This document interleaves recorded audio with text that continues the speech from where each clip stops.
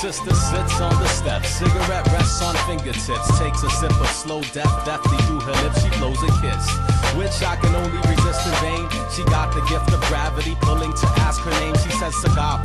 What's it mean? She says in Ilocano. It translates into suffering. I'm pondering the irony to conjure up the fearlessness to find a conversation. She offers me a square, I decline the invitation. It reminds me of the days when I would chain smoke, broken with no hope, broken like the manner she spoke. We both, two people seeking solace in remembrance and wondering if miracles were meant for us. But intent was just an innocent thought between a sister and a brother who've been building in the guidance of a mother. And the storyteller stops, waiting for the beat to drop, gathering his thoughts in the wind, breathing in like